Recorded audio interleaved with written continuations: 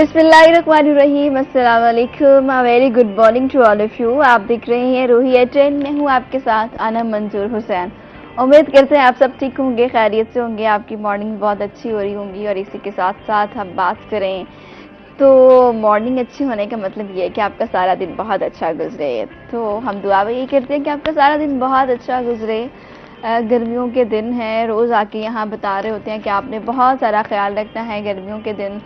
अब तो वैसे भी जब से हमने देखा कि इतनी तेज़ आंधी तूफान आया, उसके बाद एक दिन मौसम ठीक रहा, लेकिन उसके बाद फिर से वही गर्मी। और उस दिन बहुत सारा नुकसान भी हुआ, हमने देखा बहुत से लोगों के फीडर्स भी ट्रिप कर गए, ट्रांसफार्मर्स ख़राब हो गए, एक एक पूरा 24-24 घंटे लाइट नहीं रही थी। तो अभी भी कुछ सूरत हाल वैसी ही है, तो मतलब बेहतर होने में थोड़ा टाइम लगेगा।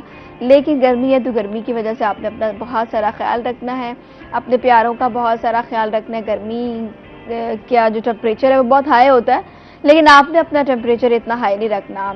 रोड्स पे जाते हैं आप लोग, देखते हैं इतनी शदीद गर्मी में लोग ट्रैवल कर रहे होते हैं, ख़ास करके मोटर बाइक्स वाले। तो ज़रा सा भी कहीं टक्कर हो जाए तो उनका पारा मीटर वैसे ही हाई हो जाता है। तो इससे इसका थोड़ा सा ख्याल रखना है, अपने आप को आपने हाइड्रेट रखना है, पानी की बोतल साथ रखें, पानी पीते रहें, अपने मुंह को ढाँप कर बाहर निकलें, अम्ब्रेला का इस्तेमाल करें। तो इस गर्मी से यही, और ठंडे मशरूबात भी पिएँ। आजकल फ्रूट्स जो हैं वो और इसके साथ मशरूबात भी आप पिएँ, शिकंजी का पानी पिएँ, तरबूज खाएँ, खरबूजा खाएँ, जिससे आपका मैदा भी ठीक रहेगा और आपकी तबीयत भी ठीक रहेगी और गर्मी से भी बच सकेंगे। इसी के साथ जिन मेहमानों ने ज्वाइन किया उनका तारीफ आपसे करवा दूँ। हमारे साथ मौजूद है हमारी रिपोर्टर अलिशबा आसिफ। अस्सलाम वालेकुम, कैसी हैं आप? ठीक, आप बताएंगे? मैं भी ठीक हूँ। और तबीयत कैसी है? आप कुछ दिन बीमार भी रही हैं, गर्मी की वजह से हीट स्ट्रोक रहा?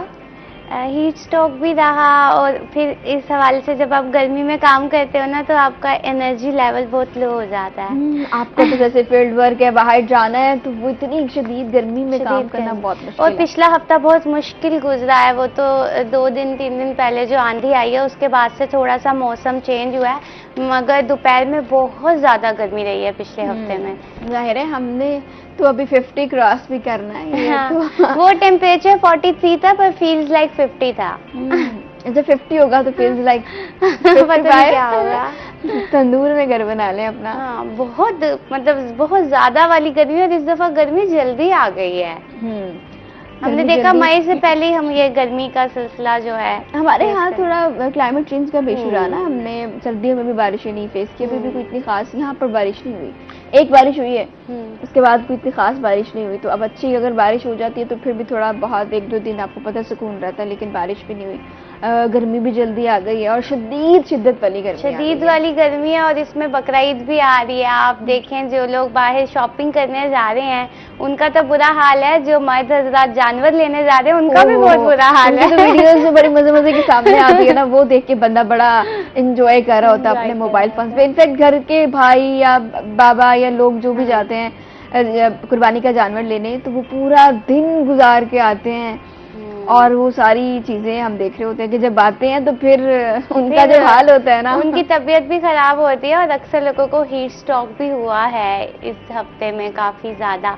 मगर ये है कि मैंने बाजारों में जैसे हम कवरेज करते हैं देखा है तो इस बार वैसे वाला रश नजर नहीं आ रहा। खवातीन की अगर बात करें तो दुकानदार थोड़े परेशान भी है। वो कहते हैं ईद में अगर 8-9-10 दिन रह जाते हैं तो काफी ज्यादा रश होता है अमूमन बाजारों में, मगर अभी तक वो रश देखने को नहीं मिल रहा। मुझे लगता है ये गर्मी की वजह से भी है, क्योंकि रात में भी लोग नहीं निकल रहे। लोग ज्यादातर अपने घर में रहने को फोकियत दे रहे हैं क्योंकि इतनी ज्यादा गर्मी है।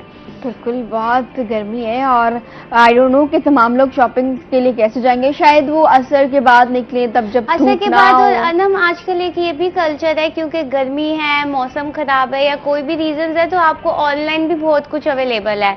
तो मैंने देखा है आजकल हमारी जो आवाम है, खासतौर पे यूथ ऑनलाइन ऑर्डर कर रही होती है खास, तो वो उस हवाले से जो शॉपिंग है इसमें मैनेज भी हो जाती है। और दूसरा, अगर शॉपिंग की बात करें तो महंगाई बहुत है। अगर आप एक लोन का जोड़ा भी लेने जाते हो, आपको एक अच्छा जोड़ा जो है वो 15,000 तक का 3 पीस मिलेगा।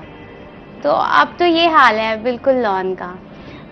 और इसी के साथ साथ ये महंगाई तो एक अलग चीज़ है। और इतनी गर्मी में ना लोगों का क्या होता है, ईद वाले दिन बस नमाज पढ़ के मर्द हजरात आ जाते हैं और उसके बाद क्या होता है जी, औरतों ने क्या करना होता है जी, घर में बस खाना बनाना है। और वो कपड़े जो लिए हुए होते हैं इतने महंगे महंगे, वो वैसे के वैसे पड़े होते हैं, गर्मी में पहनने का दिल ही नहीं ये करता। वाली ईद तो वैसे भी घरों में खवातीन ज्यादातर काम करती हैं।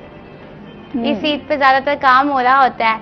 ये देखा ज्यादा छोटे बच्चे भी तैयार होते हैं, दोपहर में उनकी भी बस हो जाती है, चेंज करके नहीं सो मम्मा जाते हैं। चेंज करें, ठीक हो गया। अच्छा लिस्ट पे हम वापस आते हैं अपनी स्टोरीज की तरफ। खुसूसी बच्चों के इम्तिहानात की अगर बात कर लें तो क्या मसाइल हैं, किन चीज़ का सामना है उनका? अब अभी हमने देखा कि मैट्रिक के इम्तहान हुए, फिर इंटर के इम्तहान अब चल रहे हैं। अब स्पेशल जो बच्चे हैं उनको हम बार बार उनके मसाइल पे बात करते हैं। अब क्योंकि इम्तहान चल रहे हैं तो उनको सबसे बड़ा मसला ये है, अगर हम ब्लाइंड बच्चों की बात करें तो उनको लिखने के लिए जो है ब्रेल पेपर प्रोवाइड नहीं किया जाता, जिसकी वजह से उनको बहुत मसला आता है। उनको एक राइटर दिया जाता है और काफ़ी ज़्यादा सेंटर्स में ये मसाइल हैं कि राइटर को जो है आधा घंटा एक्स्ट्रा दिया जाता है, मगर वो दूसरे बच्चों के साथ ही उनका पेपर ले लेते हैं। अच्छा। ये बच्चे जो हैं पढ़ना लिखना ब्रेल के जरिए जानते हैं, पर जब एक राइटर प्रोवाइड किया जाता है, ऑब्वियसली एक तो सेंटर अलग नहीं बनाया जाता इन बच्चों का, दूसरे बच्चों के बीच में ही उन बच्चों को बिठा दिया जाता है, जिसकी वजह से काफ़ी ज़्यादा मुश्किल होती है कि एक जगह पेपर हो रहा है, खामोशी का माहौल है, बच्चे इम्तहान दे रहे हैं और उसी जगह आपने ऐसे बच्चे को बिठाया है जहाँ से ना सिर्फ वो बच्चा डिस्टर्ब होता है बल्कि पूरा हॉल डिस्टर्ब हो रहा है। पहला पॉइंट ये। और दूसरा पॉइंट ये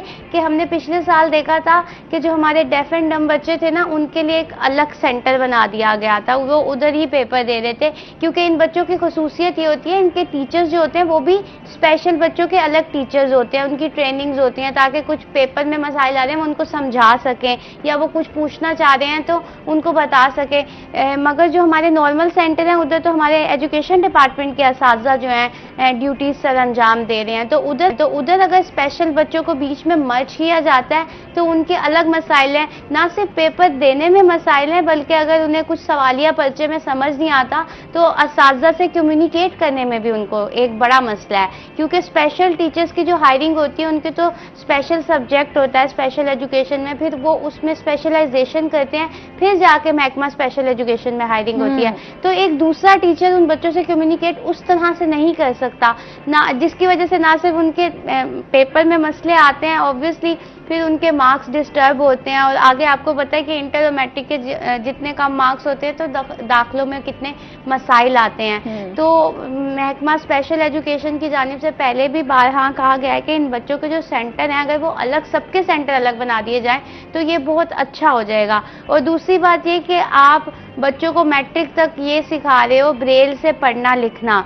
यानी वो उनकी पेंसिल है वो उसी से पढ़ सकते हैं, वो उनकी किताब है तो वो उसको महसूस करके पढ़ सकते हैं, लिख सकते हैं, पर आप उनको जो इम्तहान है वो राइटर के जरिए दिलवा रहे हो, बोर्ड में ऑप्शन ही नहीं है ब्रेल का। लाहौर बोर्ड आप चले जाए, लाहौर बोर्ड में ऑप्शन प्रोवाइड किया गया है, मगर यहाँ पे ये ऑप्शन अभी तक मुहैया नहीं किया गया क्योंकि यहाँ पे ब्रेल पेपर ही नहीं है जिस पे वो बच्चा लिखता है। बेसिकली एक कोडिंग सिस्टम होती है जिसके तहत बच्चा लिखना पढ़ना जानता है, और वो जो पेपर होता है वो स्पेशल पेपर होता है, वो उभरे हुए कुछ कोड्स होते हैं जिनको महसूस करके बच्चा पढ़ सकता है ये क्या लिखा हुआ है।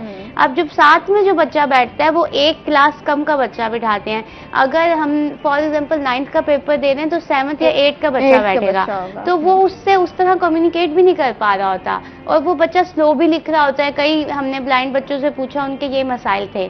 तो उस हवाले से अगर बोर्ड एक पेपर प्रोवाइड कर दे, एक ऑप्शन प्रोवाइड कर दे तो इन बच्चों को कितनी आसानी होगी। दूसरा, तमाम कैटेगरीज के ऐसे बच्चों का एक सेंटर ही अलग बना दिया जाए और उधर जो टीचर्स की ड्यूटी लगाई जाए वो भी स्पेशल एजुकेशन के टीचर्स की ड्यूटी लगाई जाए, ताकि वो बच्चे जो हैं अपने टीचर से कम्युनिकेट तो एटलीस्ट सही तरह कर सकें अगर जब तक ऑप्शन नहीं मिल रहा उन्हें। तो ये एक सबसे बड़ा मसला है बच्चों को इम्तिहान देने में। और ये बोर्ड का इम्तिहान होता है, जो माँ बाप होते हैं और सारे इंतजार कर रहे थे हमारा बच्चा बोर्ड का इम्तिहान कब देगा। वो अलग परेशान होते हैं और वो एक चांस होता है, ये भी नहीं कि अच्छा चलो फिर अगर आप बाद में देख सकते हो कि इस तरह की चीजें, वो तो सारा पहले पेपर तो पहला पेपर ही होता है, पहला पेपर होता है और फिर आपका साल जाया होता है अगर आप इम्प्रूव करने की तरफ भी जाते हो। हमने अपने मॉर्निंग शो में देखा कितने बच्चे ये टैलेंटेड होते हैं कि कितनी हर चीज में वो आगे बढ़ के करने की, बस ये है कि हमें उन्हें अपॉर्चुनिटीज प्रोवाइड करने की जरूरत है। तो उस तरह वो आगे ये लोग भी आगे पढ़ लिख सकते हैं, माशरे का अच्छा शहरी बन सकते हैं। स्पेशल एजुकेशन के तहत कितने बच्चे ऐसे हैं जो 16, 17, 14, 15 स्केल में जॉब कर रहे हैं, मतलब उन्होंने अपनी ग्रेजुएशन कंप्लीट की है। अभी भी हमने देखा था जब मैट्रिक का रिजल्ट आया था पिछले साल, तो देखा कुछ बच्चे हमारे पास ऐसे भी थे जिन्होंने 1000 अबव मार्क्स लिए थे, स्पेशल बच्चे। तो ये बहुत टैलेंटेड बच्चे हैं, अगर इनको पढ़ने लिखने की सही तरह की अपॉर्चुनिटीज प्रोवाइड की जाए तो ये भी मुल्क की इकोनॉमी को बूस्ट करने में अपना अहम किरदार अदा कर सकते हैं। हम खवातीन की बात करते हैं कि वो अपने मुल्क की इकोनॉमी में बेहतर किरदार अदा कर सकती है, मर्द हजरात कर सकते हैं, तो ये माजूर बच्चे भी कर सकते हैं। ऑब्वियसली जब ये पढ़े लिखेंगे तो किसी अच्छी पोस्ट पे जाएंगे तो ऑटोमेटिकली वो उस सर्कल में आ जाएंगे। तो इसको भी आपने शामिल करने की बड़ी ज़रूरत है, इस पर फोकस करने की बड़ी ज़रूरत है। और अगर ये ना होगा तो ऑब्वियसली चीज़ें वैसी नहीं होंगी जैसे और फिर ये बच्चे किसी पे बोझ भी नहीं बनेंगे अपना, मतलब आप जितना मर्जी किसी का ख्याल रख लो, जब तक आप खुद किसी पे डिपेंडेंट रहते हो ना, तो मैं समझती हूँ आप डिपेंडेंट ही रहते हो। अगर आप इंडिपेंडेंट खुद नहीं हो सकते तो आपको बहुत ज्यादा मसाइल का सामना करना पड़ता है। और ये तो होते भी स्पेशल कैटेगरी के बच्चे हैं, तो अपना ख्याल उनको ना रखना सिखाना या उन्हें ना पढ़ाना लिखाना, ये एक बहुत बड़ा सवालिया निशान है कि फिर आगे इनका फ्यूचर क्या होगा, इनका मुस्तकबिल क्या होगा। अभी तो माँ बाप संभाल रहे हैं, तो बाद में ये अपने आप को कैसे संभालेंगे। तो इसीलिए ये इदारे बनाए गए हैं जहाँ इन बच्चों को पढ़ाया जाए। सबसे जो ज़रूरी बात मैं यहाँ करना चाहूँगी वो ये है, जो मेंटली चैलेंज बच्चे होते हैं उनको भी स्कूल भेजा जाए, क्योंकि उनके लिए भी स्कूल बनाए गए हैं। वो इसलिए कि वो बच्चे हमने अक्सर देखा है उन्हें घरों में रखा जाता है, कई बच्चे तो थोड़े वायलेंट होते हैं तो उन्हें बांध के भी रखा जाता है, हमने घरों में देखा। मगर इन बच्चों के लिए जो स्कूल बनाया गया है, पहले इनका तिबी मुआयना होता है, उनकी कैटेगरीज डिसाइड होती हैं और फिर उसी हिसाब से उन्हें पढ़ाया जाता है। अब लोग कहते हैं इनकी पढ़ाई क्या है, इनकी पढ़ाई सबसे पहले यही होगी कि अपना ख्याल कैसे रखना है, जूतों के तस्मे कैसे बांधने हैं, अपना यूनिफॉर्म कैसे सेट करना है। और अगर एक बच्चा स्कूल जाके, एक स्पेशल बच्चा जो मेंटली चैलेंज बच्चा ये भी सीख रहा है, तो ये बहुत बड़ी बात है कि वो अपना ख्याल रखना सीख रहा है। फिर इधर वोकेशनल ट्रेनिंग इंस्टीट्यूट बनाए गए हैं, इन बच्चों को पढ़ाई के साथ साथ जैसे कुर्सी बुनना सिखाया जाएगा, ज्वेलरी बनाना सिखाया जाएगा बच्चियों को, कढ़ाई सिलाई, ताकि ये बच्चे अपने साथ साथ रोजगार भी कमा सकें।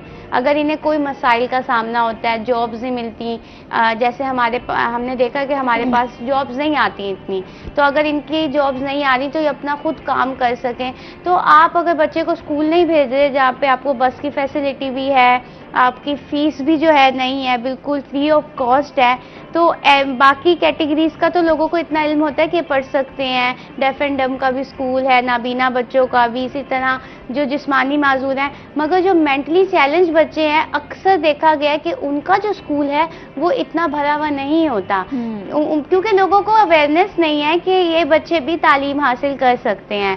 तो जहाँ जहाँ हमारी आवाज़ जा रही है, अगर कोई पेरेंट, कोई बहन भाई जिसका बच्चे भाई ऐसा है, बहन ऐसी है या बच्चा ऐसा है, तो उसको चाहिए कि वो जो जहनी माजूर बच्चा है उसके लिए भी स्कूल बनाए गए हैं, उसको भी स्कूल भेजें। एक तो जब बच्चा बाहर जाता है, सोशल होता है, कम्युनिकेट करता है, तो उसकी वो जो घर में रह रहा होता है एक जहनी कैफियत होती है, वो बहुत चेंज हो जाती है। ये पहला स्टेप होता है उसका बाहर जाना, आपने उस बच्चे को बाहर छोड़ना। फिर दूसरा स्टेप ये होगा वो उसको कैसे सिखाएंगे। फिर तीसरा स्टेप ये कि सिर्फ वो उसको रहना सहना नहीं सिखाते, उनकी कैटेगरीज है कि आया ये कितना पढ़ सकता है, ये ABC पढ़ सकता है या ये आगे भी पढ़ सकता है। इस तरह से उनकी छोटी छोटी कैटेगरीज बनी हुई है सिलेबस की, उसी तरह उनके इम्तहान होते हैं। तो बच्चा अगर स्कूल से पास आउट होता है तो बहुत कुछ सीख के निकलता है। ठीक हो गया, बड़ी ज़बरदस्त आपने बात की और अगर इस पर अमल दरामद हो जाए तो बहुत अच्छा होगा। इंचार्ज सूबे नूर स्कूल्स डिस्ट्रिक्ट मुल्तान वकास कुरैशी साहब हमारे साथ हैं। अस्सलाम वालेकुम। वालेकुम सलाम। कैसे हैं सर आप? अल्हम्दुलिल्लाह। Thank you for joining us. सबसे पहले तो हम जानना चाहते हैं आपके स्कूल के बारे में। सूबे नूर क्या स्कूल है, गवर्नमेंट स्कूल है, प्राइवेट स्कूल है, सेमी है, इसमें क्या चीज़ें हैं? सूबे नूर स्कूल एक्चुअली एक गवर्नमेंट बेस्ड प्रोजेक्ट है जो बैक इन 2021 स्टार्ट हुआ था। डॉक्टर एहतशाम साहब सेक्रेटरी थे, सेक्रेटरी एजुकेशन। उन्होंने, उनकी कोलैबोरेशन थी, उनकी टीम थी, जिसमें डिप्टी सेक्रेटरी साहब थे ख्वाजा मजरुल हक साहब और SO मैम हिना चौधरी। इन्होंने एक पूरी टीम इस्टेब्लिश की और इनका ये आइडिया था, ये थीम थी कि जो बच्चे वर्कशॉप पे जाते हैं और वो सुबह स्कूल ज्वाइन नहीं कर सकते टाइमली, तो उनके लिए एक ऐसी क्लास का इनेकाद किया जाए जिसमें उनका वर्क भी डिस्टर्ब ना हो, जो वो काम कर रहे हैं, जिस वो पेशे से मुंसलिक हैं, उसमें भी उनको किसी किस्म की कोई परेशानी ना हो और वो अपना यहाँ पढ़ाई भी कंटिन्यू कर सकें। तो उसके एक नाम दिया गया था अर्ली मॉर्निंग स्कूल्स, सुबह 9 क्लास, जिसकी टाइमिंग सुबह 7 से लेकर 9:30 बजे तक गर्मियों में होती है और विंटर्स में जो है ये तकरीबन 8:30 से 10:30 तक इसका दौरानिया होता है। तो इसमें यह है कि बच्चे अपने काम पे, अपनी वर्कशॉप पे जाने से पहले 2 घंटे के लिए, 2.5 घंटे के लिए, इवन कि अगर कोई बच्चा थोड़ा लेट भी हो जाता है, वो 1 घंटे के लिए भी इस क्लास को ज्वाइन करता है और 1 से 2 सब्जेक्ट्स जो है ना वो डेली बैठ के पढ़ता है। फिर उसके बाद इनके एग्जाम्स होते हैं और फिर ये यहाँ से पास आउट होते हैं। अच्छा, मैंने तो ये भी सुना था, आपने सुबह की टाइमिंग बताई कि एक वक्त स्कूल का है, 2 घंटे या 2.5 घंटे आप पढ़ाते हैं, तो मुझे तो ये भी था कि ये दूसरी शिफ्ट भी इसकी होती है। मैम, ये दूसरी जो शिफ्ट है वो सेकंड टाइम वो ट्रांसजेंडर्स के लिए है। अच्छा, ट्रांस के लिए वो कम्प्रीहेंसिव स्कूल में एक ट्रांस स्कूल भी है हमारा, वो भी इसी इनिशिएटिव का हिस्सा है। उसमें जो है वो सेकंड टाइम है, वो 3 से 5 है क्लास उनकी। वो ट्रांसजेंडर है, उनका कोर्स और उनकी जो थीम है, कोर्स वर्क जो है वो सेम है। तो सेकंड शिफ्ट जो है वो ट्रांसजेंडर्स के लिए है और जो अर्ली मॉर्निंग शिफ्ट है ये वर्किंग क्लास लेबर क्लास के लिए है। ओके, लेबर क्लास के लिए अर्ली मॉर्निंग है। ट्रांसजेंडर्स की जो भी चीज़ें उस पर भी आते हैं, लेकिन अभी ये बताएं कि अभी जो मॉर्निंग क्लास में आपने लेबर्स बच्चों की बात की, उनमें कितने बच्चे इस वक्त स्कूल में पढ़ रहे हैं? मैम, जब हमने स्टार्ट लिया था उस टाइम तो बहुत ज़्यादा मुश्किल था बच्चों को मनाना, बच्चों को दोबारा स्टडीज़ की तरफ लेकर आना, उन्हें इस बात पे एग्री करना कि आप काम के साथ साथ सुबह स्कूल के लिए भी उठें। स्टार्टिंग में तो ये बहुत मुश्किल था और जब हमने ये इनिशिएटिव स्टार्ट लिया था हमारे अफसरान की मदद के साथ, तो उस टाइम 12 बच्चे इनरोल हुए थे। तकरीबन 3 से 4 माह की मेहनत थी उसमें। फील्ड वर्क था जिसमें मार्केट्स के विजिट थे, मार्केट्स के जनरल सेक्रेटरीज, उनके प्रेसिडेंट्स, उनके साथ कई बार मुतअद्दिद मीटिंग्स की गई थी। उन्हें समझाया गया था, उन्हें कन्विंस किया गया था इस बात पे कि उनका जो वर्क है वो इफेक्ट नहीं होगा स्कूल से। तो माशाल्लाह वो कतरा जब हमने डाला और फिर वो कतरा कतरा बनते बनते दरिया बना, तो आज माशाल्लाह जो है तकरीबन यहाँ पर 61 स्ट्रेंथ है पायलट स्कूल में। मुल्तान की बात कर रहा हूँ, गवर्नमेंट पायलट सेकेंडरी स्कूल में 61 स्ट्रेंथ है स्टूडेंट्स की और गवर्नमेंट MC प्राइमरी स्कूल में 39 स्ट्रेंथ है। और लड़कियों के लिए भी यहाँ मुल्तान में एक पायलटिंग प्रोजेक्ट के तहत स्टार्ट किया गया गवर्नमेंट गर्ल्स मुस्लिम हाई स्कूल में। वहाँ पर 16 बच्चियाँ जो हैं जो आउट ऑफ स्कूल थी, उनको दोबारा सेकंड चांस दिया गया है स्कूल एजुकेशन साउथ सेक्रेटरीट की जानिब से और वो सुबह 9 प्रोग्राम का हिस्सा है। ज़बरदस्त, ये तो बहुत अच्छी चीज़ है। अब ऐसे लोगों को मनाना बड़ा मुश्किल काम होता है, उनके पेरेंट्स स्पेशली उनको मनाना, क्योंकि उनको लगता है कि मतलब ऑब्वियसली घर भी चलाना है, 2 वक्त की रोटी काफ़ी है कि बच्चे जो हैं काम करके आएँ, कमा के लेके आएँ। बड़ा एक मुश्किल टारगेट था आपके लिए, जिनको आपने अल्हम्दुलिल्लाह अभी तक तो अचीव किया। आगे और भी इसके स्ट्रेंथ में इजाफा होगा, स्ट्रेंथ बढ़ेगी। बच्चों का क्या रिएक्शन है इस वक्त? बच्चे प्रॉपर दिल लगा के पढ़ रहे हैं या वही जोर ज़बरदस्ती वाली काम है कि वो आते हैं और वो जैसे अक्सर हमारे घरों के बच्चे होते हैं सुबह स्कूल में जो हाल होता है जाते हुए बच्चों तो चाहे वो फार्मल स्कूल का है चाहे वो नॉन फार्मल स्कूल का है, वो बच्चा ही है। उधर भी वालिदैन जो हैं उससे ज़बरदस्ती सुबह भेजते हैं और हर बच्चे की ख्वाहिश होती है कि काश आज मेरी छुट्टी हो। लेकिन ये माशाल्लाह काफ़ी मैच्योर बच्चे हैं। और मैंने आपको पहले अर्ज़ किया कि यहाँ जब हमने कैंपेन की थी तो हमारे थाउजेंड्स ऑफ बच्चे हमारे सामने आए थे जिनको हमने कोशिश की कि आप इधर हमें ज्वाइन करें और सेकंड चांस को अवेल करें। लेकिन बच्चा हमारे पास वही इनरोल हुआ जिसके दिल में एक ख्वाहिश थी, जिसके दिल में एक चिंगारी थी कि मैं दोबारा कुछ ना कुछ पढ़ूं और इस स्टडीज़ के ज़रिए मैं अपने आप को कुछ मनवा के साबित करूं माशरे में। तो जो बच्चे हमारे पास आते हैं माशाल्लाह वो बड़े मोटिवेटेड हैं और बड़े उनकी ख्वाहिश है कि हाँ वो कुछ माशरे में कुछ पढ़ लिख कर हुनर के साथ साथ वो कुछ माशरे में एक अच्छा मकाम भी हासिल कर सकें। ठीक है, उनके उन पेरेंट्स को कैसे मनाते हैं? आपकी टीम्स हैं जो जाती हैं जो कि उनको कन्विंस करती हैं, या आप उनको खुद स्कूल्स में बुलवाते हैं? इस तरह की आप लोगों को पता कैसे है? लाइक अगर फॉर एग्जांपल आपकी टीम्स हैं, अगर वो जाती हैं उन पेरेंट्स को मोटिवेट करने के लिए, तो आप कैसे बताएंगे कि ये फलां जगह पे जाना है या फलां जगह पे जाना है? मैम स्टार्ट में तो जैसे मैंने आपको बताया कि बहुत मुश्किल था, आइडेंटिफिकेशन ऑफ स्टूडेंट्स भी बहुत मुश्किल थी ये चीज़ बहुत कि मुश्किल आउट है। ऑफ स्कूल्स बच्चों को आइडेंटिफाई करके उनको दोबारा लाना, ये भी बहुत बड़ा टास्क था। लेकिन वक्त के साथ साथ इसमें इनोवेशन भी आई, हमारे अफिसरान की तरफ से हमें बहुत ज़्यादा हेल्प आउट किया गया। पहले हमारे इवन के असिस्टेंट एजुकेशन अफिसरान, मैं ज़रूर उनका नाम कोट करूँगा, गुलबहार साहब, राना आदिल साहब, इन्होंने बहुत ज़्यादा वर्क किया। यहाँ पर मार्केट्स में विज़िट किए, इवन के नवा शहर चौक, घंटा घर चौक, ये जितनी भी यहाँ पर खुस्सा मार्केट है, मेडिसन मार्केट है, ये ऑटो स्टोर्स हैं जो यहाँ पर, एक एक दुकान पे यहाँ हम लोगों ने चल के जाके इनका डाटा इकट्ठा किया, यहाँ पे पता किया कि यहाँ कितनी एज का बच्चा पढ़ता है। क्योंकि आपको पता होगा कि ये जो चाइल्ड लेबर एक्ट है ये कहता है कि 14 साल से कम उम्र का बच्चा आपके पास काम ना करता हो।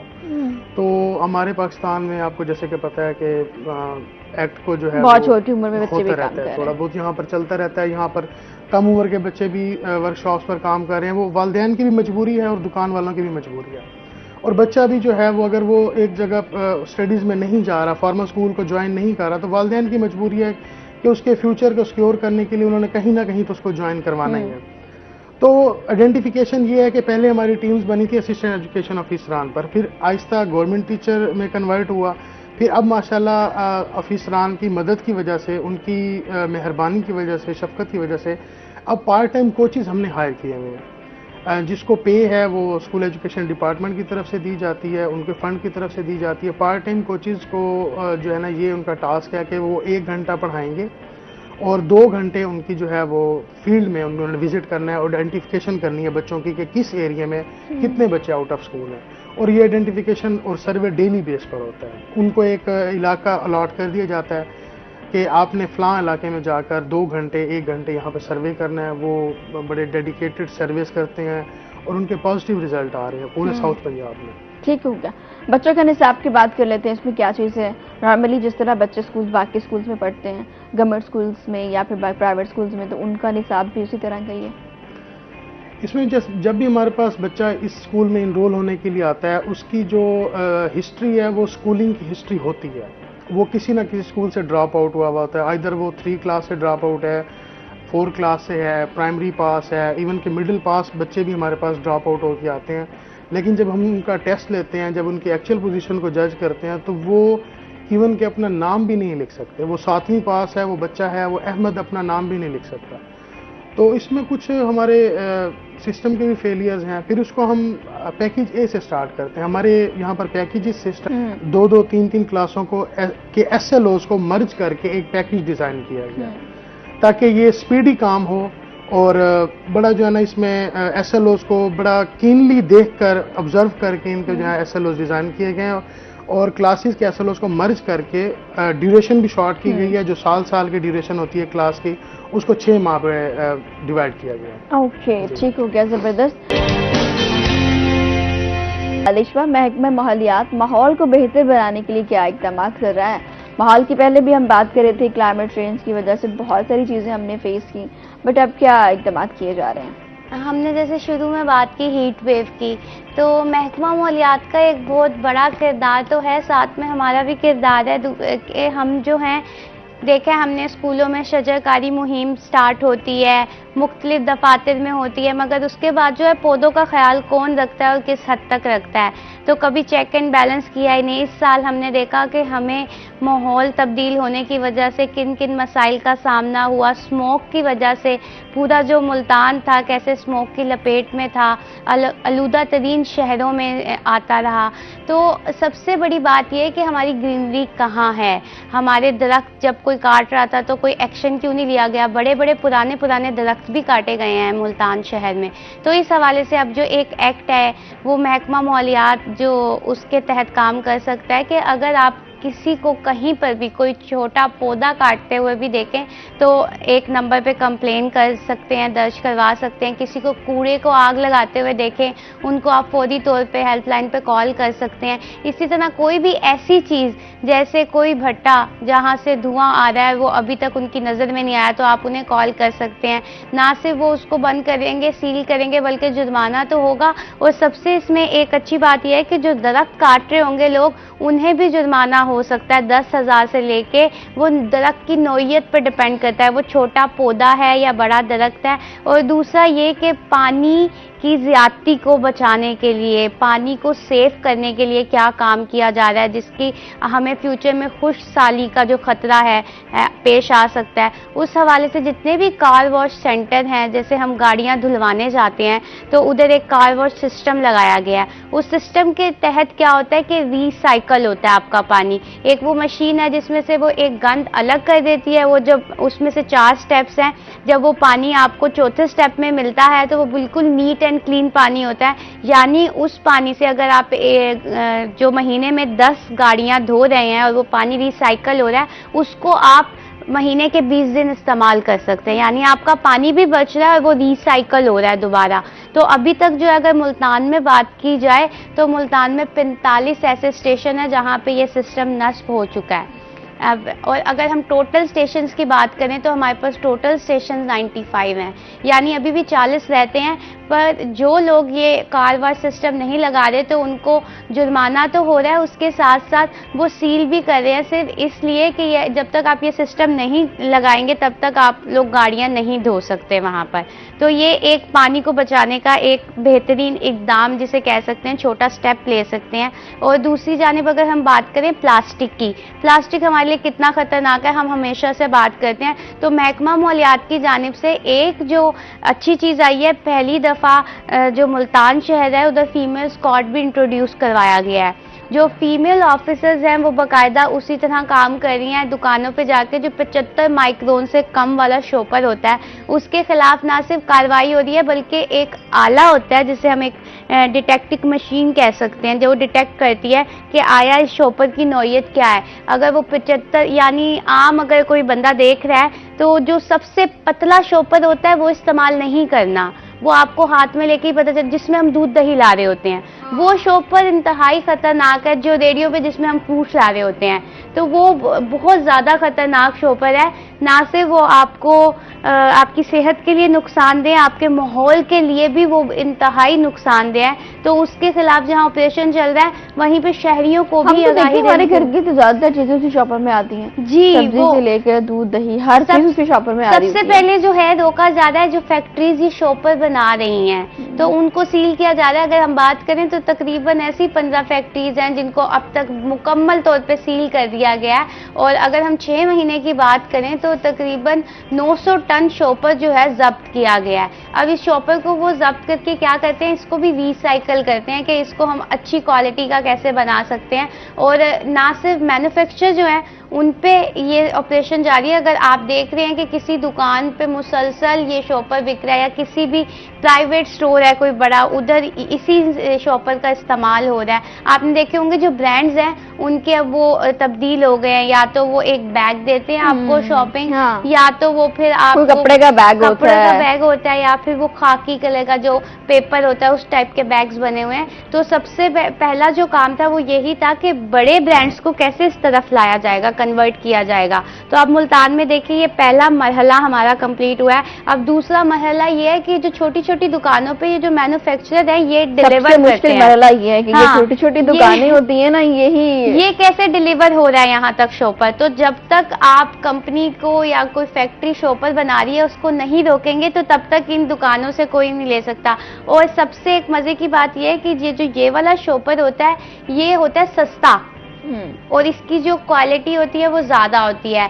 तो जो खरीदने वाला होता है वो ये देखता है कि हमें इतने पैसों में अगर 500 शॉपर मिल रहा है और उतने ही पैसों में अगर हमें 350 मिल रहा है तो वो एक जो है गैप है जिसकी वजह से मार्केट में ज़्यादा है। पर जो देखने वाले सुनने वाले हैं, आप गरम गरम चाय अगर उस शॉपर में लाते हो तो जो उसके ज़रात हैं वो उस खाने पीने की चीज़ में जाते हैं, वो जब आपके अंदर जाएंगे तो वो कैंसर का बाइस बनते हैं। सबसे ज़्यादा अगर अकॉर्डिंग टू रिसर्च सबसे ज़्यादा जो कैंसर है वो ज़्यादातर शॉपर की वजह से फैलता है, जो लोगों को इल्म ही नहीं है।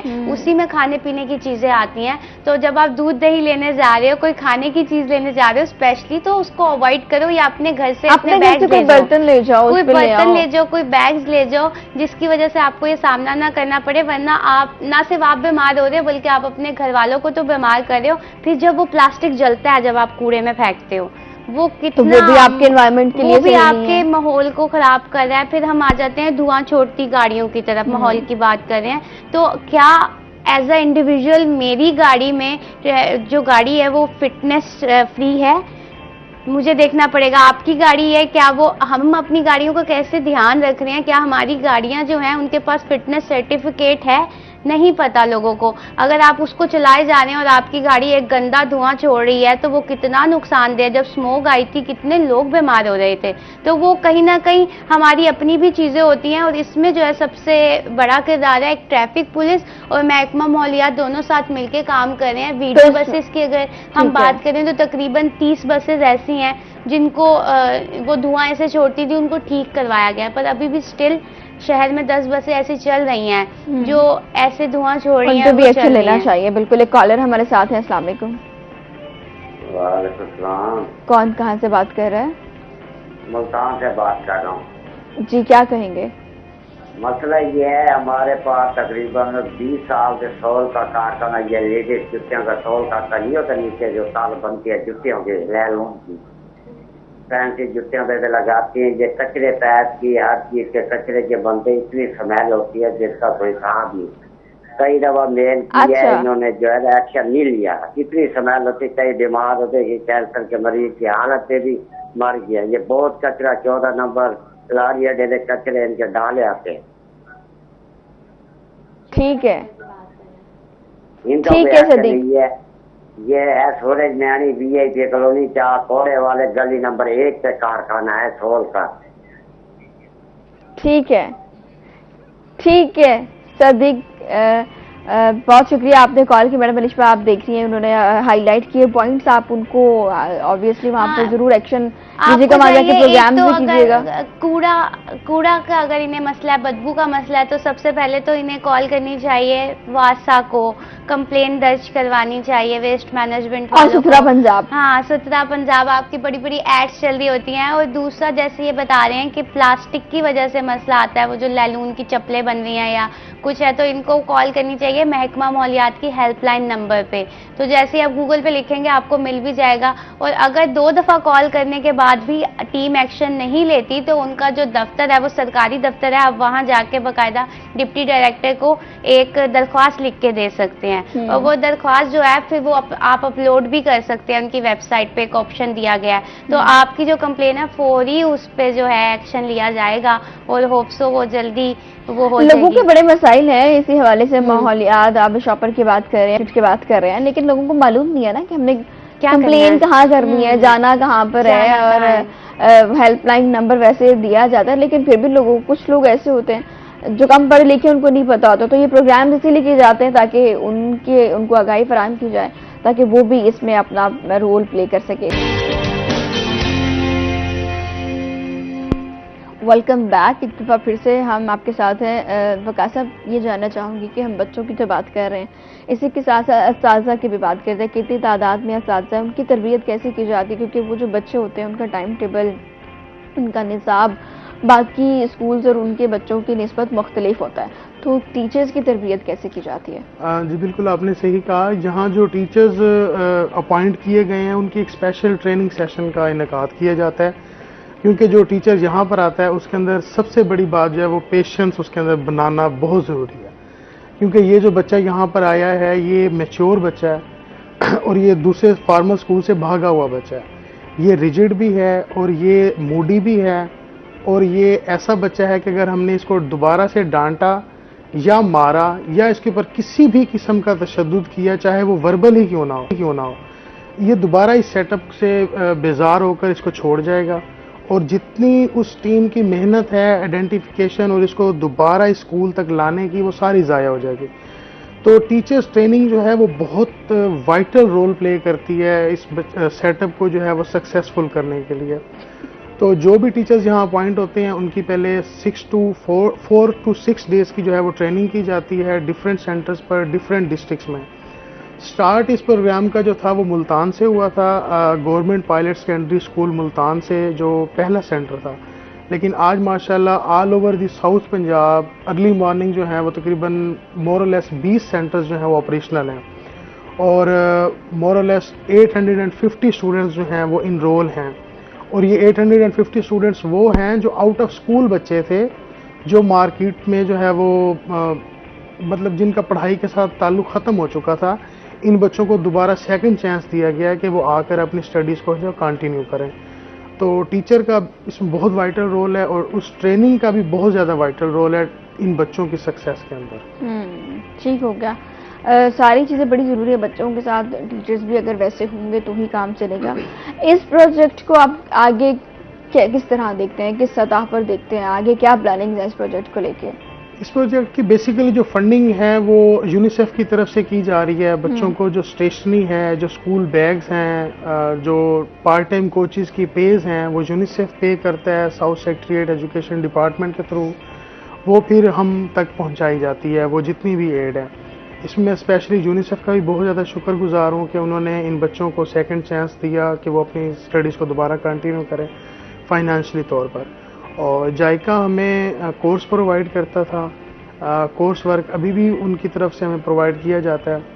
तो उनका भी बहुत ज़्यादा शुक्रगुजार हैं कि वो इस एक काज के अंदर अपना हिस्सा डाल रहे हैं। ठीक हो गया सर।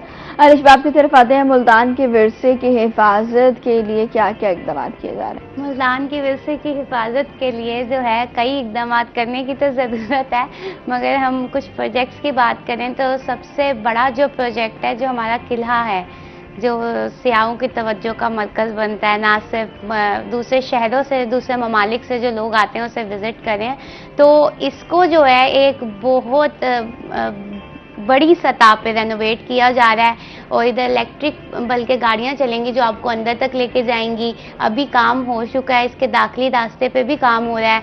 और इसके अंदर जो है, अगर आप अंदर जाएं दमदमे वाली साइड पे, वो पूरा रेनोवेट हो रहा है। और हमारा एक निगार खाना बना हुआ था जहाँ पे मुल्तान की सकाफती चीज़ें मिलती हैं, तो उसका काम भी शुरू हो गया। और ये जो प्रोजेक्ट है 200 अरब का प्रोजेक्ट है, पूरा किला रेनोवेट किया जाएगा उस हवाले से। और जितने भी दफातर हैं वो किले से हटाए जाएंगे, जैसे महकमा औकाफ हो गया, हज कॉम्प्लेक्स हो गया, ये सारे ऑफिस हटाए जाएंगे। और वहाँ पे जो उनकी फूड चेन है, बाकायदा एक फूड स्ट्रीट बनाई गई थी, जहाँ पे पहले जो है आपने देखा होगा कि जो ब्लू पोल्ट्री, कैमल स्किन का काम करते हैं, क्राफ्ट बाजार बनाया हुआ था, उसको खत्म करके एक फूड चेन बनाई जा रही है।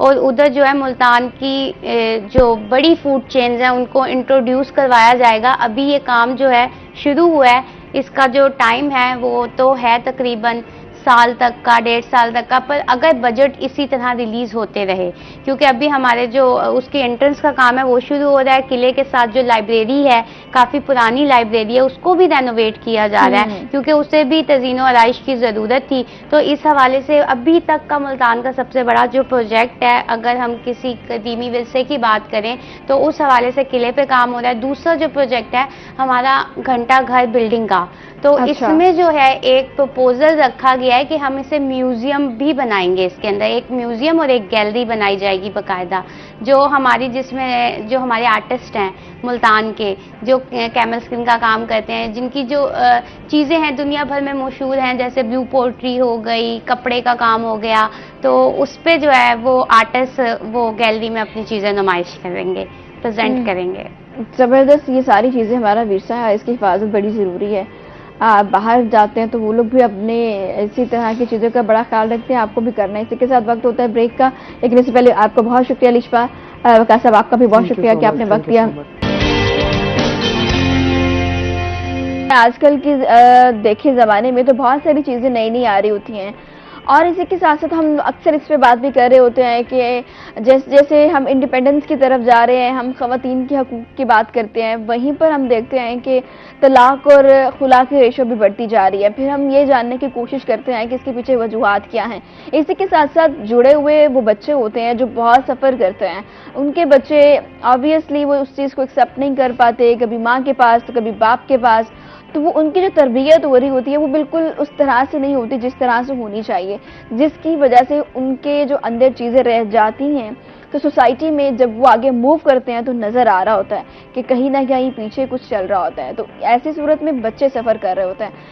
क्या करना चाहिए, क्या वजूहात हैं, आगे किस तरह से बेहतरी लाई जा सकती है, इस पे आज हम अपना प्रोग्राम करेंगे।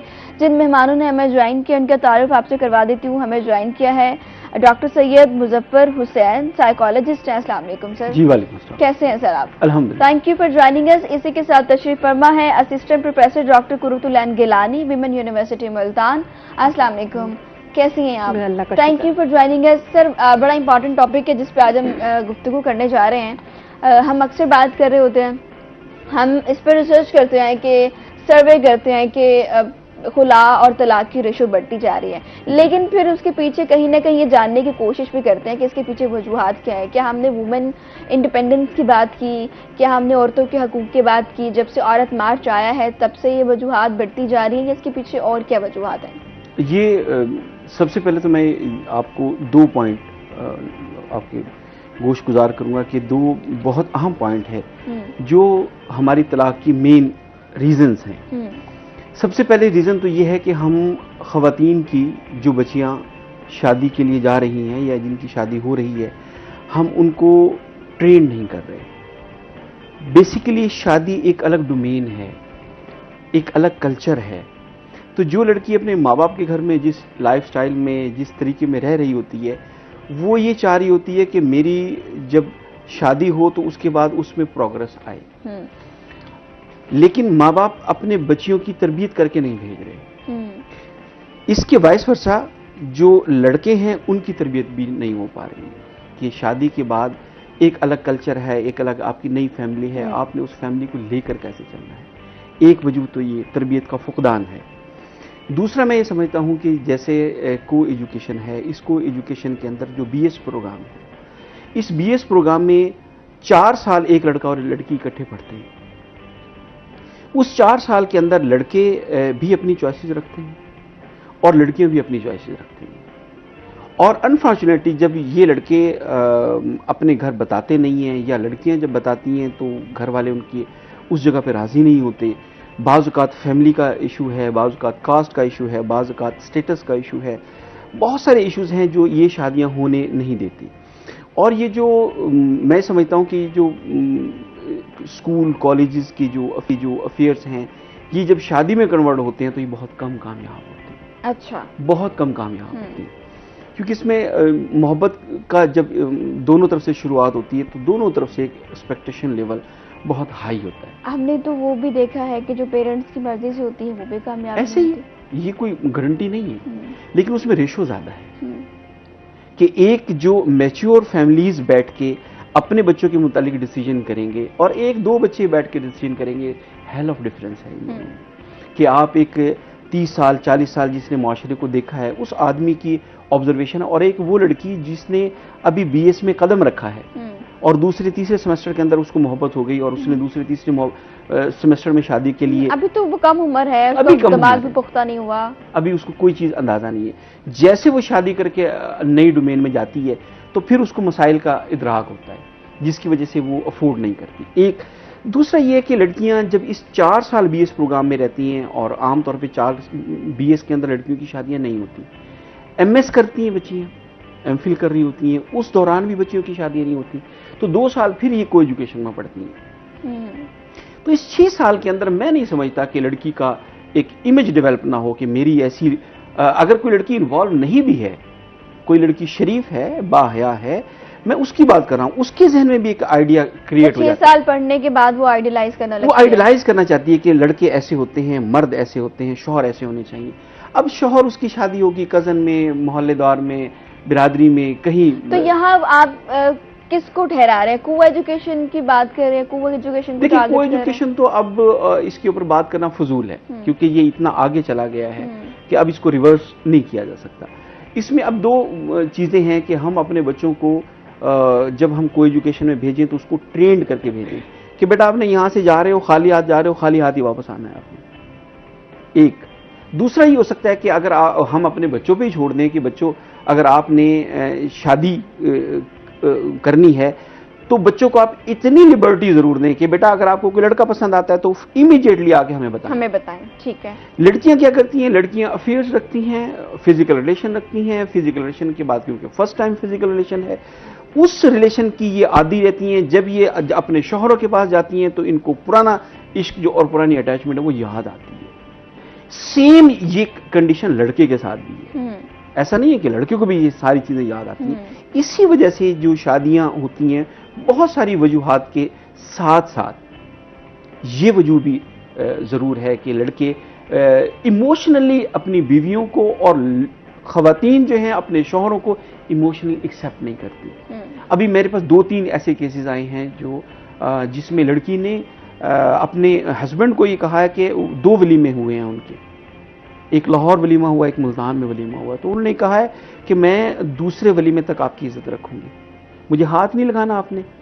बहुत मुअज़्ज़िज़ फैमिली है मुल्तान की, मैं नाम नहीं लेना चाहूंगा। उसने कहा जी आप मुझे हाथ नहीं लगाएंगे लेकिन मैं किसी और की अमानत हूं।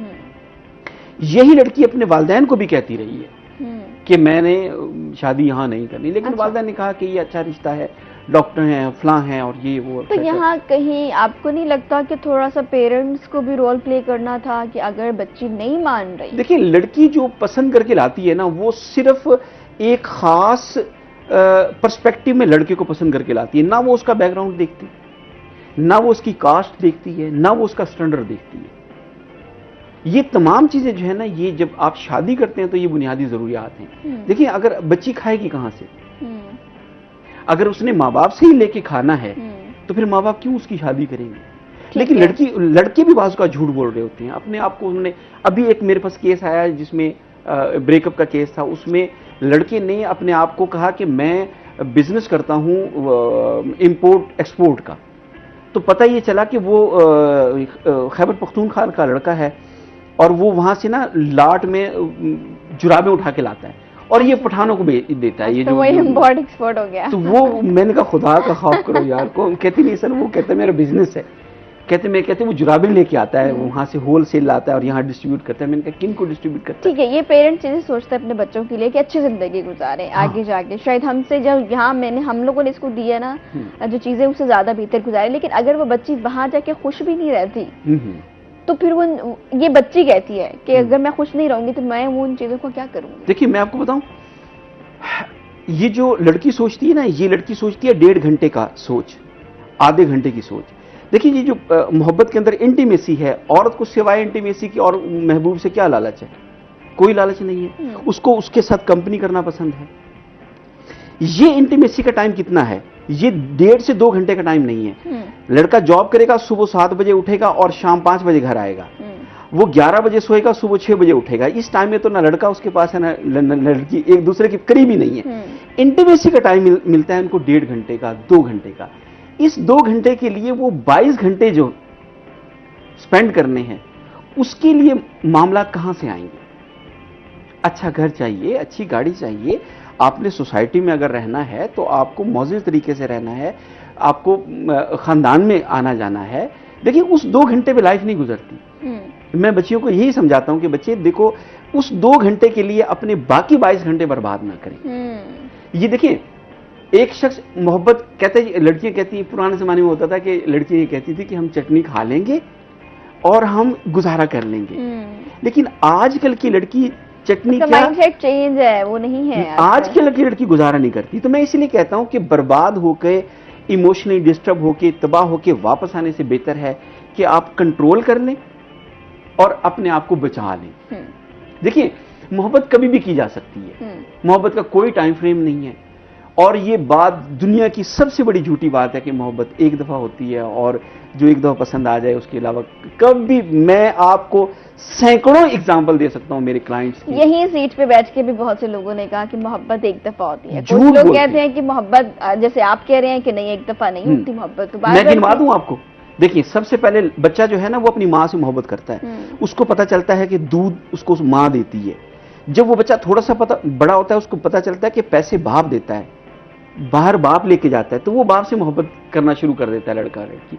फिर उसको एहसास होता है कि नहीं माँ बाप तो ठीक हैं, ये जो मेरे क्लास फेलो हैं ये मेरी अच्छी कंपनी है। फिर वो अपने सहेलियों के साथ, दोस्तों के साथ, ऐसे लड़कियां सहेलियों के साथ, लड़के दोस्तों के साथ मोहब्बत शुरू हो जाती है उनकी ना, और वो भी बड़ी मोहब्बत करते हैं आपस में। उसके बाद फिर कजन्स की मोहब्बत है, फिर बहनों भाइयों की मोहब्बत है। फिर जब ये लड़का और लड़की जब यूनिवर्सिटी जाती है तो ये अपने हाथ से बिरयानियां खिला रही होती हैं लड़कियां बैठ के लड़कों को। ये अपनी माँ को नहीं अपने हाथ से बिरयानी खिलाती, लेकिन वहां खिलाती हैं। ये क्या है? ये मोहब्बत है। जब इसी लड़की का बेटा हो जाएगा तो ये अपने शौहर को फरामोश कर देगी। मैं कैसे मान लूं कि मोहब्बत एक दफा होती है? मोहब्बत 4 दफा शिफ्ट होती है, तो 5वीं दफा क्यों नहीं हो सकती? 6ठी दफा क्यों नहीं हो सकती? 7वीं दफा क्यों नहीं हो सकती? हो सकती है। तो मतलब आपने अपना माइंड सेट करना है कि ऐसा नहीं है कि अगर ये नहीं मिलेगा हाँ, तो मैं मर जाऊंगा या मैं मर जाऊंगी। ये जहनी मरीजों की हालत है। मैं समझता हूं कि उनको किसी अच्छे साइकोलॉजिस्ट के पास जाने की जरूरत है। और ये जरूर ऐसे लोगों को सर के पास जरूर आना चाहिए। ये रॉन्ग परसेप्शन है, और मैं समझता हूं कि लोग इसमें झूठ बोलते हैं। मोहब्बतें तो बुढ़ापे में हो रही हैं। 5-5 बच्चों को छोड़कर औरतें तलाक ले रही हैं मोहब्बत की खातिर। मोहब्बत 5 बच्चों के बाद नई मोहब्बत। हाँ, अच्छा, मैं नाम नहीं लेना चाहता, हमारे बड़े प्रोमिनेंट फिगर्स हैं पाकिस्तान में। तो क्या है? ये मोहब्बत ही तो है। शिफ्ट हो जाती है, शिफ्ट हो जाती है मोहब्बत में ना। अच्छा, मोहब्बत का शिफ्ट होना, ये जो टर्निंग पॉइंट है, ये हाँ, भी तो बड़ा सोचने वाली बात है ना। हाँ, मजेदार बड़ी इंटरेस्टिंग चीज है कि 5 बच्चों के बाद इतना अरसा साथ रहने के बाद वो मोहब्बत शिफ्ट हो रही है। पीछे वजूहात क्या है? क्या 4 चीज़ वजूहात ये शिफ्ट कि आप इतने साल रहने के बाद आपकी मोहब्बत शिफ्ट? देखिए, एक औरत की 4 जरूरियात हैं। नंबर 1, उसको इमोशनल सेटिस्फेक्शन चाहिए। औरत को इमोशनल सेटिस्फेक्शन, कि मैं तुमसे बहुत मोहब्बत करता हूं, मुझे तुम्हारे अलावा दुनिया में कोई नजर नहीं आता। और ये बात उसको एंड तक चाहिए, एंड तक चाहिए, आखिरी सांस तक, बुढ़ापे तक चाहिए कि तुम्हें देखता हूं तो मैं जिंदा हो जाता हूं, तुम्हें देखता हूं तो मेरी आंखों में रौनक आ जाती है, तुम्हें देखता हूं तो मेरी आंखों में बिजली सी कौंध आती है ना। ये उसको फिक्रे सुनने चाहिए। ये है इमोशनल सेटिस्फेक्शन। इसके बाद औरत को फिजिकल सेटिस्फेक्शन भी चाहिए। इसके अलावा उसको इकोनॉमिकल सेटिस्फेक्शन भी चाहिए। उसके बाद उसको सोशल सेटिस्फेक्शन भी चाहिए। उसके बाद उसको केयर भी चाहिए। ये 5 इंग्रेडिएंट्स हैं। अगर उसको मिलते रहे तो वो अगर उसको मिलते रहे, या कोई एक इंग्रेडिएंट इतना ज्यादा मिल जाए, तो औरत स्टे करती है। अदरवाइज औरत शिफ्ट कर जाएगी, औरत स्टे नहीं करेगी। ठीक हो गया। ये पर्सपेक्टिव चीजें ये आपकी तरफ से हैं। ये एक मर्द सोचता है, एक औरत इस बारे में क्या सोचती है ये भी जानेंगे। मैडम कुर्रतुल-ऐन, आपकी तरफ आते हैं।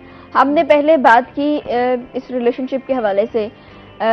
हम बात करते हैं सोसाइटी में कि तलाक और खुला की रेशो बढ़ती जा रही है। उसके पीछे वजूहात हैं जो एक मर्द की तरफ से सामने आती हैं। एक औरत क्या सोचती है, इसके पीछे वजूहात क्या हैं, वो आप से हम जानना चाहते हैं। औरत होने और साथ में टीचर होने के हिसाब से एक जो चीज़ बहुत प्रोमिनेंट है कि जो माहौल है वो बहुत डिफरेंट हो गया है। हम जितनी भी कोशिश करें, हम जब खुद बच्चे थे तो हमें चीज़ों का एक्सपोजर नहीं था।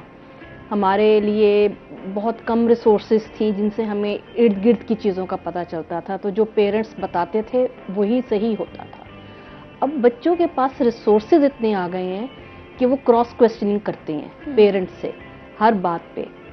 तो समटाइम्स उन्हें पेरेंट्स की दी हुई लॉजिक समझ नहीं आती हैं। तो जाहिर है ये इसमें मेल या फीमेल होने वाली बात नहीं है। ये एक कुदरती बात है कि हम अब जाते हैं, बाहर निकलते हैं तो हम अपने माहौल में जो बच्चा देख रहा होता है, जब वो को एजुकेशन में भी देख रहा होता है, एक बच्चे के लिए ये अपने आप को कंटेन करना बहुत मुश्किल हो जाता है। उसे लगता है सब ये काम कर रहे हैं तो मैंने भी यही काम करना है। अगर वो देखता है, जैसे हम लोग भी को एजुकेशन में पढ़े हैं, लेकिन हमें जैसे एक हमने रिस्ट्रिक्शन थी, एक फासला था हमारे साथ, जो हमारे लड़के होते थे उनके साथ, कि हाँ बस क्लास फेलोज़ हैं, इनसे इतनी बात करनी है, इतना इनके साथ राब्ता रखना है। अब वो राब्ता ज़्यादा है, उससे ज़्यादा है, बढ़ता जा रहा है। रिस्ट्रिक्शंस कम हो गई हैं उनके लिए। तो वो चीज़ ना एक समटाइम्स आपको कि आप उसके साथ कैरी अवे हो जाते हैं, और फिर वो जो कॉन्सिक्वेंसेस होते हैं ना, उनको आप जज नहीं कर पाते हैं। लॉन्ग टर्म कॉन्सिक्वेंसेस पे बच्चे कभी सोचते नहीं हैं कि इसका लॉन्ग टर्म नतीजा क्या होगा, जो कि पेरेंट्स सोच रहे होते हैं ज़्यादातर। तो जहाँ पसंद की शादी है वहाँ पे अक्सर ये रीजंस बनती हैं। जहाँ अरेंज मैरिजेस हैं वहाँ पे ना वहाँ पे भी इस तरह होता है कि असल में कभी भी पेरेंट्स ये नहीं चाहते हैं कि हमारे बच्चे दुखी रहें। वो सोचते तो यही है कि उनका बच्चा एक अच्छी ज़िंदगी गुजारे, चाहे वो लड़का है चाहे वो लड़की है। तो उस लिहाज से जो बेस्ट प्रपोजल होता है वो हमेशा अपने बच्चों के लिए वही चूज़ करते हैं। बट वो कहते हैं ना कि जूता पहनने वाले को पता चलता है कि कहाँ काट रहा होता है। तो वो जो आपस में इकट्ठे रहने के बाद एक दूसरे की आदतें फेस करते हैं, वहाँ प्रॉब्लम्स आना शुरू करती हैं, क्योंकि अब बर्दाश्त भी कम है। सबसे बड़ी बात ये कि अदम बर्दाश्त आप फेस कर रहे हैं। अदम बर्दाश्त आप करते हैं, आप छोटे छोटी चीज़ों को पॉइंट आउट किए जाते हैं दूसरे की, आप उसकी अच्छाइयों को इतना नहीं गौर कर रहे होते हैं जितने आप उसके नेगेटिव पॉइंट्स पे गौर कर रहे होते हैं। तो फिर वो चीज़ें बढ़ना शुरू हो जाती हैं और तलखियाँ आना शुरू हो जाती हैं, और एक दफ़ा जब तलखियाँ आना शुरू होती हैं तो वो फिर बेस बनती चली जाती है।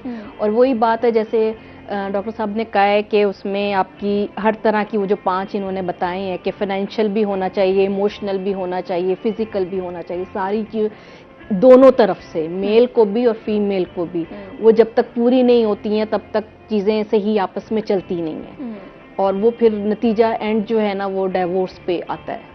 अच्छा, बच्चे ये भी तो कहती है ना कि अपने माँ बाप को कि आप लोगों को तो नहीं पता, आप लोगों की वो एज नहीं, आप लोग इस ज़माने में बाहर नहीं आते जाते, हम आते जाते, हमें पता है बाइक की चीज़ें क्या हैं, तो जो हम डिसीजन लेते हैं वो बेहतर है, क्योंकि आप लोगों को चीज़ें वो समझ ही नहीं है। हाँ, लेकिन वो ये नहीं सोच रहे होते ना कि उनके पास 40-50 सालों का एक्सपीरियंस है।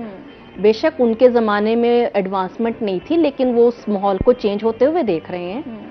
डेफिनेटली उनको अंदाज़ा है कि चीज़ें किस तरह से चेंज हो रही हैं, और अभी भी चाहे वो आप पुराने वक्त की बात करें, अभी भी जो बेसिक नीड्स हैं वो वही हैं। रोटी चाहिए, कपड़ा चाहिए, मकान चाहिए रहने के लिए, एक फाइनेंशियल स्टेबिलिटी चाहिए, आपकी ज़रूरतें पूरी, बेसिक नीड्स तो पूरी होनी चाहिए ना। तो ये माँ बाप हमेशा पहले देखते हैं। जो बच्चे आजकल अवॉइड कर रहे होते हैं जिन चीज़ों से ज़्यादातर, और अगर वो देख भी लें इन पॉइंट्स पे, तो फिर वही बात है कि अगर आप मादी चीज़ों को ज़्यादा देखते हो तो फिर आप इमोशनल चीज़ों को इग्नोर कर रहे होते हैं, और बाद में फिर वही इमोशनल पॉइंट्स आपको परेशान करना शुरू कर देते हैं। फॉर एग्जांपल, एक लड़की ये देखती है कि लड़का अच्छा फैमिली से है, खाता पीता है, वेल ऑफ है, इसका अच्छा कारोबार है, तो यहाँ मैं ज़्यादा आराम से रहूँगी। अब अगर वो लड़का गुस्से का बहुत तेज़ है, तो ये तो वो जब उसके साथ रहेगी तो उससे अंदाज़ा होगा ना कि वो किस लेवल पे जाके गुस्सा दिखा रहा है अपना, और फिर वो हो सकता है उसके लिए प्रॉब्लम बन जाए। इसी तरह कोई लड़का ये देखता है कि ये लड़की अच्छी है, अच्छी फैमिली से ताल्लुक़ रखती है और जॉब करती है, या इस तरह है, फलां है, या घर में रहने वाली है, जो भी है, लेकिन उसका जो पर्सनल बिहेवियर है हो सकता है वो उसके साथ एडजस्ट ना करे। तो ये चीज़ें भी काउंट करती हैं उसमें। ठीक हो गया सर। मैडम ने कहा कि चीज़ें, इन्वायरमेंट ऐसा है आपका, आप जिस माहौल में बढ़े हैं, चीज़ें कुछ ऐसी आ गई हैं, तो अगर यही चीज़ें रही तो फिर हम क्या आगे चीज़ें ज़्यादा ख़राब होते हुए देखने जाए, चीज़ें बेहतरी की तरफ तो नहीं जाएंगी? जी, ज़्यादा ख़राब होंगी। आप ये देखेंगे जो तलाक का रेशो है, यूरोप का रेशो देख लें, यूरोप से ज़्यादा अमेरिका का रेशो बहुत हाई है। तो पाकिस्तान में भी आप ये देखेंगे कि अगर लड़कियाँ इसी सिनेरियो पे चलती रहीं और इसी डगर पे चलती रहीं, लड़कियाँ और लड़के, तो तलाक की रेशो बढ़ेगी। दूसरा ये कि जो हमारे कवानीन हैं, ये वेस्टर्नाइज कवानीन है बेसिकली, ये हमारी सोसाइटी को मद्देनजर रख के नहीं बनाए गए। इन कवानीन के अंदर जो वेस्टर्नाइजेशन है उसको इंडल्ज नहीं, अडॉप्ट नहीं किया गया, हमारे मुताबिक नहीं किया गया, जिसकी वजह से इसका फायदा होने के बजाय हमें नुकसान हो रहा है। औरत की इंडिपेंडेंस की बात कर रहे हैं ना आप? नहीं, मैं ये जो कवानीन है औरत की बहबूद में जो उन्होंने कवानीन बनाए हैं, तलाक के कवानीन हैं, औरत मसलन अभी जैसे डाइवोर्स के जो केसेस हैं वो 8 से 7 साल चल रहे हैं, 10-10 साल केस चलते हैं। ये जो जहेज के मामलात हैं, ये जो बच्चे और लेन देन के मामलात हैं, और दूसरा बच्चों की हवालगी के मामलात हैं, बच्चों के खर्चे के मामलात हैं, ये सारे जो केसेस हैं इसमें लड़का लड़की दोनों और बच्चे ये 3 डायमेंशन में लोग सफर कर रहे हैं। ये कवानीन जो हैं वो हमें सूट नहीं करते। वरना आप ये देखें कि एक मियाँ बीवी का मामला आप एक दिन में बैठ के हल कर सकते हैं। दोनों पार्टियों को बिठा लें, टक लगा के खत्म कर दें। अगर इतना आसान हो जाए तो कोर्ट कचहरी में आपको ये केसेस तो नजर ना आए। मैं आपको बताऊं ना, एक कॉलर है सर, एक कॉलर लेते हैं, फिर इस पे बात करते हैं। अस्सलाम वालेकुम। वालेकुम सलाम। कौन कहाँ से बात कर रहा है? मैं कराची से बात कर रहा हूँ, बरकत अली। क्या कहना चाहेंगे? मेरा सवाल ये था कि जैसे बच्चे तलाक हो जाती है और बच्चे रह जाते हैं माँ बाप से, या वो कहीं और के साथ रहते हैं और माँ बाप जो है वो कहीं और शादियां कर लेती है।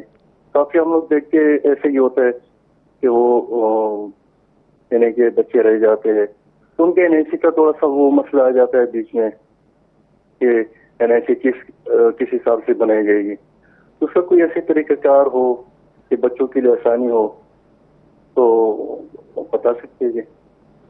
ठीक है बरकत, बहुत शुक्रिया। सेपरेशन की बात कर रहे हैं कि सफ़र तो फिर बच्चे ही करते हैं, तो बच्चों की तरबियत भी उसमें मुतासिर हो रही होती है। ऑब्वियसली बच्चे माँ के पास जाएं, बाप के पास जाएं, तो ये भी एक बड़ा, जो मैंने अभी इंट्रोडक्शन में भी बताया था कि ये एक बहुत चीज़ें इंपॉर्टेंट है जिसमें अब बच्चे सफ़र कर रहे होते हैं। कोई ऐसी चीज़ जिससे बेहतरी आई जा सके और बच्चों की तरबियत बेहतर हो जाए। इसमें मेरा इसमें एक मशवरा है, ये मेरा मौक़िफ़ है। मैं ये कहता हूँ कि अगर अरेंज मैरिज है या लव मैरिज भी है, दोनों सूरतों में औरत और मर्द को पहले हफ्ते ये पता चल जाता है कि हमारा रिलेशन जो है वो किस नौइयत का है, या हमारी लॉटरी निकली है या खाली निकली। लॉटरी है, कभी खाली निकल आती है, कभी। तो मैं ये कहता हूं कि औरतों को उस वक्त तक बच्चे पैदा नहीं करने चाहिए जब तक उनको भरपूर यकीन ना हो जाए कि हमने इसी साथी के साथ कंटिन्यू करना है। अच्छा, ठीक है, चाहे साल लग जाए, चाहे 2 साल नहीं, इतना लंबा क्यों? आप 1 महीना, 2 महीना, 3 महीने, 4 महीने आप देखें। अगर आपको लगता है कि यार यहाँ पे खतरात हैं, तो आप फिर सिक्योर हो जाएं। फिर आप अपने फैमिलीज को इन्वॉल्व करें और फिर आप बताएं कि यहाँ पे ये मामलात हैं, मुझे ये शादी चलती नजर नहीं आ रही। मसलन अभी मेरे पास क्लाइंट आई है, वो इकट्ठे पढ़ते थे, लड़के ने इजहार मोहब्बत किया, लड़की शरीफ थी, उसने इग्नोर किया। लड़के ने अना का मसला बनाया और उसने उनके घर रिश्ता भेज दिया।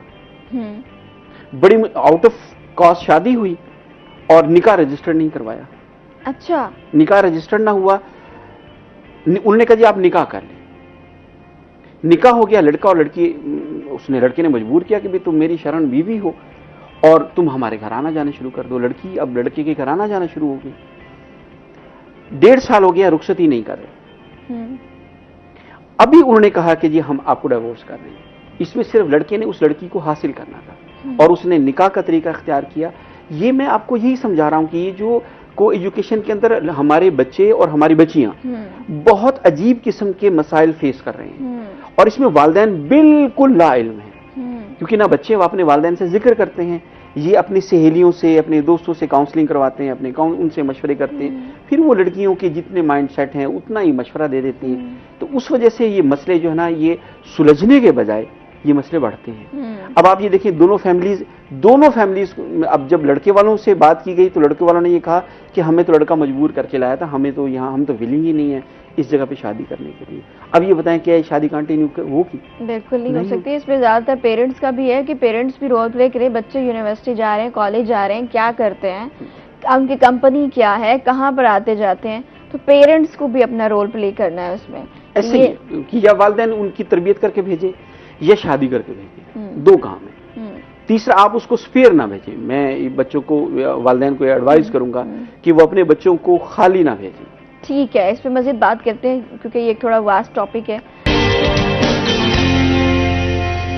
मैडम कुर्रतुल-ऐन, हम बात कर रहे थे सेपरेशन के बाद बच्चों पे सबसे पहला असर किस चीज़ का होता है? बच्चों में सेपरेशन के बाद डेफिनेटली बहुत सारे इफेक्ट होते हैं। अगर बच्चा बहुत छोटी उम्र का है ना, तो भी वो साइंस शो करना शुरू कर देता है सेपरेशंस के।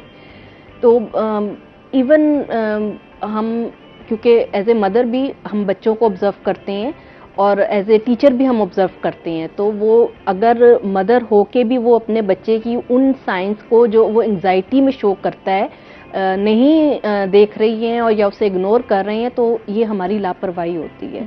हमें बिल्कुल डेफिनेटली बच्चा मिस करता है। जितनी भी हमारी नेचुरल चीज़ें हैं ना, जब बच्चा उनसे दूरी महसूस करता है ना, वो रिएक्शन शो करता है। उसके लिए नेचुरल ये है कि उसके पेरेंट्स उसके साथ हों, मदर भी हो और फादर भी हो, कोई फिगर ऐसा उसकी ज़िंदगी में लाजमी होना चाहिए। नहीं तो वो ढूंढना शुरू कर देता है अपने इर्द गिर्द। तो वो अपने इर्द गिर्द देखता है पहले कि कौन ऐसा है। अगर तो आप फैमिली में रहते हैं, आपके घर में दादा है, नाना है या चाचा हैं, तो वो उनको रिलेट करना शुरू कर देता है बाप की जगह पे। लेकिन अगर आप बिल्कुल अलहदा रहते हैं, जो कि आजकल हमारी अगर सोसाइटी में डिवोर्स के बाद एक फ़ीमेल बिल्कुल अलहदा रहती है और उसके पास बिल्कुल छोटे बच्चे हैं और उसने सरवाइव भी करना है, उसने जॉब भी करनी है, उसने बच्चों की केयर भी करनी है, तो वो बच्चा ज़रूर फील करेगा और उसमें वो मुख्तलिफ रिएक्शन होंगे। या तो वो एग्रेशन शो करेगा या वो बिल्कुल डिप्रेशन में चला जाएगा और वो बिल्कुल इंट्रोवर्ट होना शुरू हो जाएगा, लोगों से कटना शुरू हो जाएगा। इसलिए कि जब बच्चे स्कूल जाते हैं, स्कूल गोइंग होना शुरू होते हैं, तो वो देखते हैं कि स्कूल में पेरेंट टीचर मीटिंग है, मीटिंग में पेरेंट्स भी आए हुए हैं, फादर भी आए हुए हैं, उनके घर वाले आते हैं, तो वो बच्चा फील करता है कि मेरे पास ऐसा कोई बंदा और नहीं ऐसे है। बच्चे फिर ज़ाहिर है स्कूल से भी टीचर्स की शिकायत आ रही होती है, वो थोड़ा अलग ही नजर आ रहे होते हैं, उनकी वो चीज़ें बिल्कुल। वो आम बच्चों की तरह तो होती नहीं है। बिल्कुल, कुछ बच्चे होते हैं जो स्पेशल या किन्हें अल्लाह ताला की तरफ से उनमें इनबिल्ट होता है कि वो चीज़ों को बर्दाश्त कर लेते हैं, शॉक अब्जॉर्बर होता है उनमें, वो बर्दाश्त कर जाते हैं। लेकिन मेजॉरिटी बच्चे नहीं कर पाते हैं, तो वो रिएक्शन शो करते हैं और वो रिएक्शन दोनों तरह के हो सकते हैं। वो उन्हें एग्रेसिव भी बना सकते हैं और वो उन्हें बिल्कुल जो है ना इंट्रोवर्ट या बिल्कुल दुनिया से कट हो जाते हर हैं। एज के बच्चे पर हर एज के बच्चे में, असरात होंगे और उसके। छोटा बच्चा इतना नहीं, जो फिर जैसे अगर आप कहें कि बड़ा बच्चा है तो शायद इसको समझ आएगी सर्कमस्टांसिस की, लेकिन नहीं, वो भी रिएक्शन शो करता है। वो फिर फॉल्ट ढूंढना शुरू करता है। उसे लगता है या तो मेरी माँ का फॉल्ट था या मेरे बाप का फॉल्ट था जो ये सिचुएशन हुई है, तो वो किसी एक को जिम्मेदार मान लेगा, तो वो उसके खिलाफ उसकी एग्रेशन शुरू हो जाएगी फिर, जिसको वो फॉल्ट मानता है कि इसकी फॉल्ट है इस पूरे जो है ना सिनेरियो में। तो फिर वो उस चीज़ के लिए, और फिर ये उसकी अगली आने वाली जिंदगी में बड़ा इफेक्ट करेगी, क्योंकि कल को वो बच्चा इंडिपेंडेंट होगा, वो उसकी तो फिर अपनी आखिर शादी तक वो उस होगी, महरूमी को महसूस हाँ, करेगा, वो- आखिर तक उसको वो चीजें लगेंगी। या तो वो उसको पॉजिटिव वे में वो ये फील करे कि मैंने ये महरूमी बर्दाश्त की है, तो मैं अपने बच्चों को ये महरूमी मत दूं, मैं अपने बच्चों के साथ बेहतर तरीके से पेश आऊं। और बाज दफा वो बिल्कुल उल्टा बिहेव करके, कि मेरे साथ ऐसा हुआ तो मैं भी ऐसे करूंगा। दोनों ये तरह एक से चीज खतरनाक है हाँ बच्चे के अंदर, अगर वो उसके अंदर आ जाए। बिल्कुल। ऐसे बच्चे जिद्दी भी होते हैं, आप देखते हैं गुस्सा बड़ा करते हैं।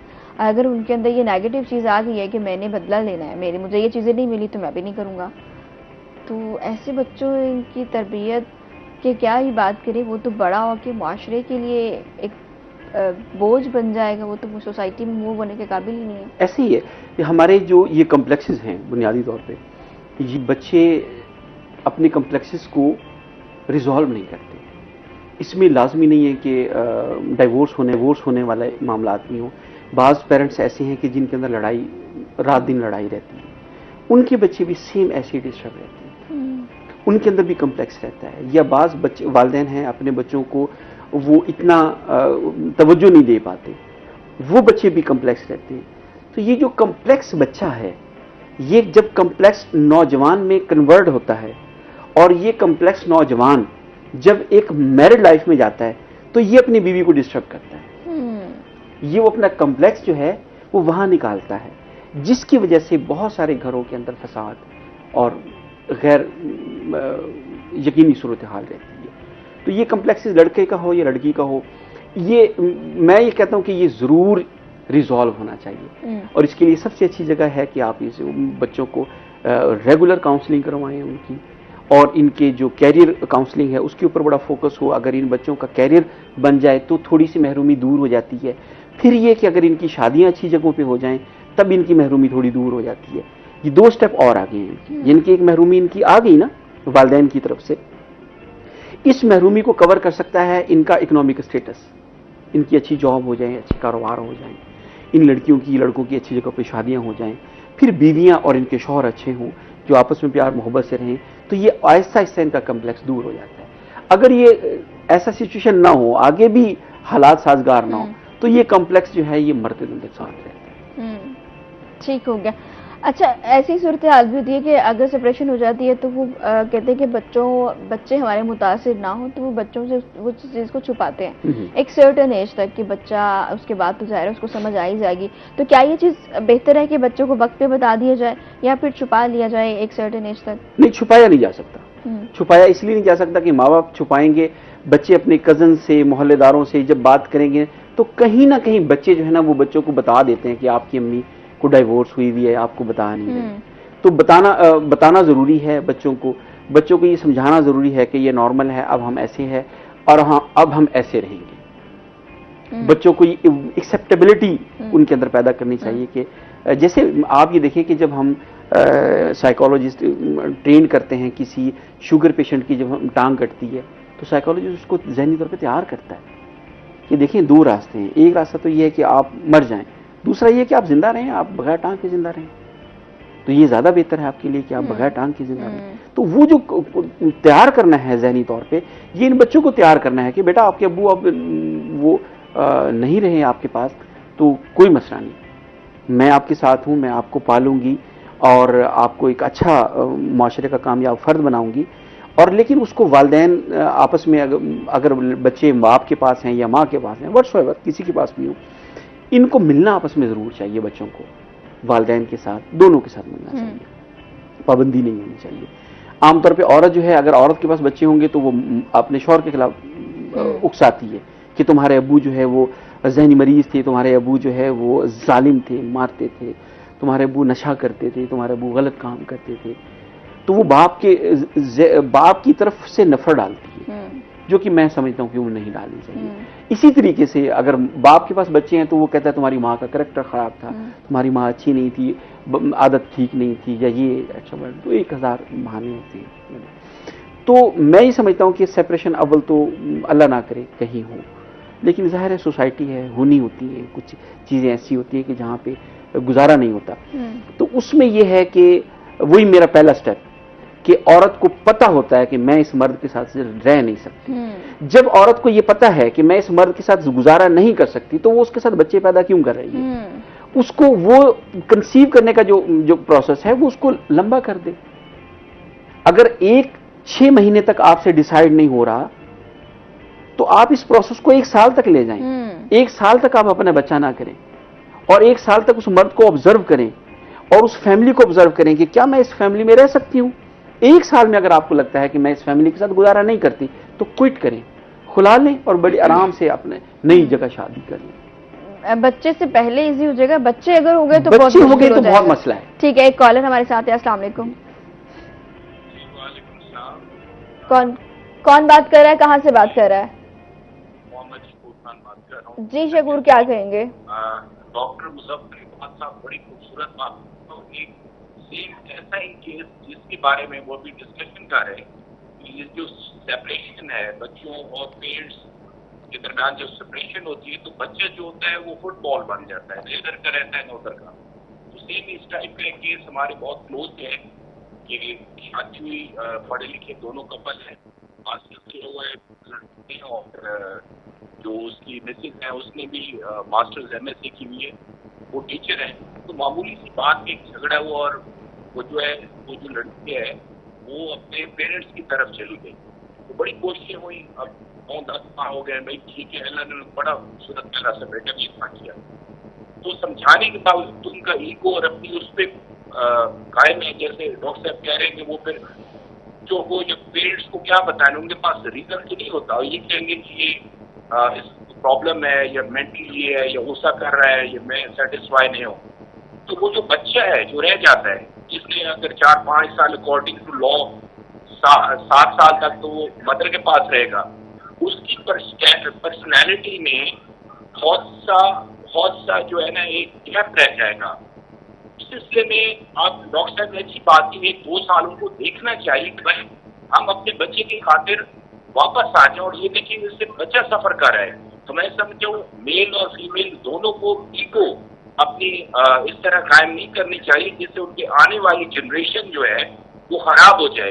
तो ऐसे पेरेंट्स के लिए खास तौर पे मदर्स की तरफ से वो फॉल्ट आ रहा है, उस मदर्स को क्या देना चाहेंगे या क्या सजेस्ट करेंगे? वो जो आपका बेटा है 7 बाल तो वैसे भी देना है, तो उसका आप ग्रूमिंग कैसे करेंगी? या तो उस बच्चे के माइंड में भर देंगी कि ये गलत है गलत है गलत, हालांकि वो जो उसके ठीक है, बहुत शुक्रिया parents हैं, बाबा वो- शुक्र, बहुत शुक्रिया आपने इस पे बात की।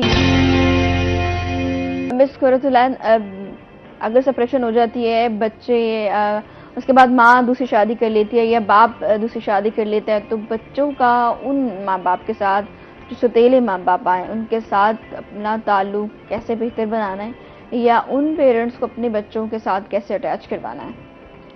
ये भी एक बहुत बड़ा टॉपिक बन जाता है अगर हम सिचुएशंस को देखें, क्योंकि हर सिचुएशंस डिफरेंट होती हैं। जब सेपरेशन हो जाती है, नॉर्मली बच्चे शुरू में तो मदर के साथ ही होते हैं और ज़ाहिर है एक फ़ीमेल को भी ये पता होता है कि मैंने इनकी केयर करनी है। तो पहले तो कोशिश ये करनी चाहिए दोनों पेरेंट्स को कि जब बच्चे हो गए हैं तो पहले बच्चों के बारे में सोचें। अगर वो बच्चों के मामले में किसी पॉइंट्स पे एडजस्टमेंट्स कर सकते हैं एक दूसरे के साथ तो वो करें। अगर नहीं हो सकती वो एडजस्टमेंट, क्योंकि बाज़ दफ़ा बाकी बड़े जेन्युइन किस्म के केसेस होते हैं जहाँ पे आप नहीं रह सकते, बर्दाश्त से बाहर की बात होती है, उस हिसाब में फिर ये देखना है कि किसके साथ बच्चे को बेनिफिट ज़्यादा है, मेंटली फाइनेंशियली कौन ज़्यादा स्टेबल चल रहा है दोनों पेरेंट्स में से।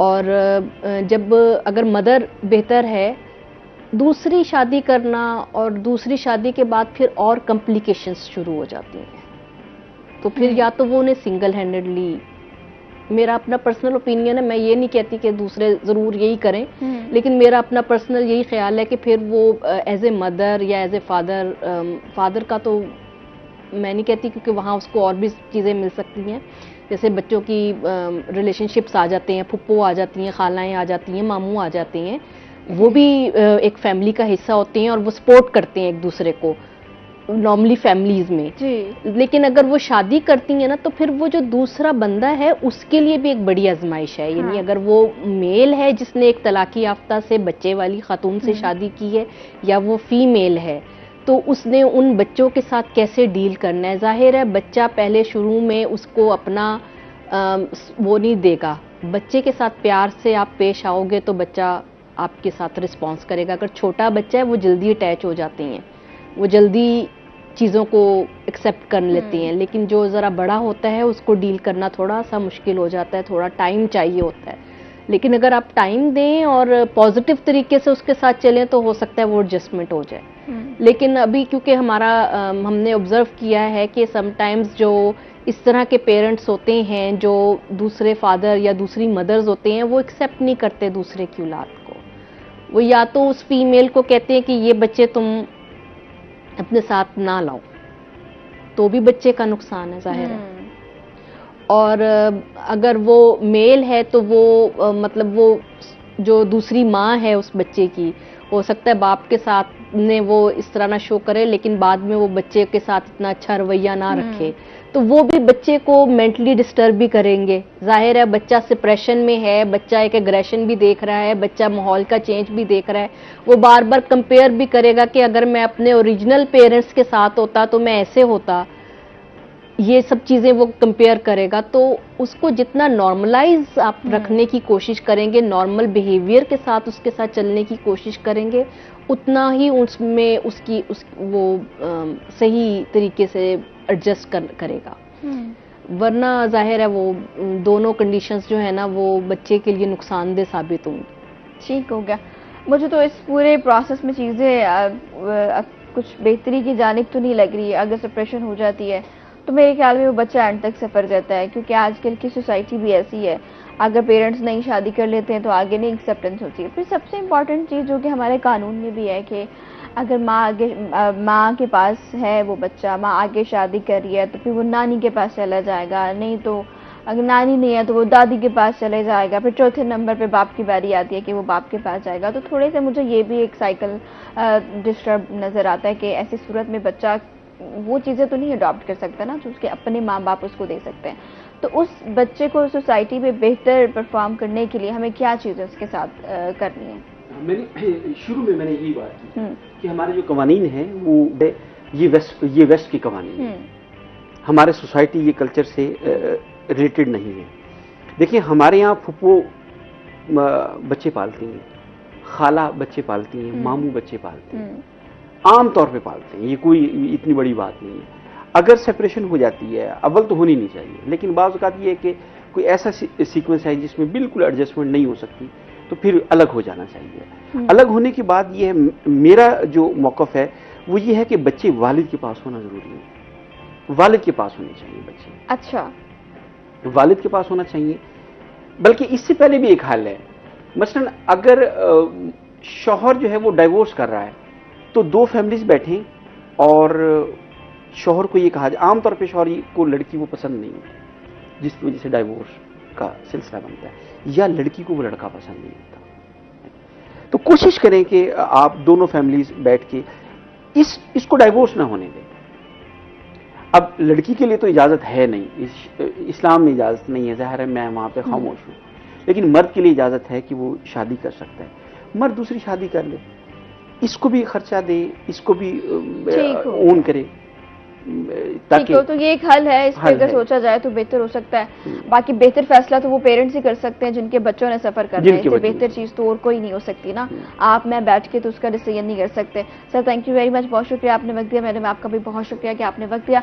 इसी के साथ हमारे प्रोग्राम का वक्त खत्म हो गया। आपसे मुलाकात करेंगे कल कुछ नए मेहमानों के साथ, कुछ नई बातों के साथ। तब तक दीजिए इजाजत, अल्लाह के बाद।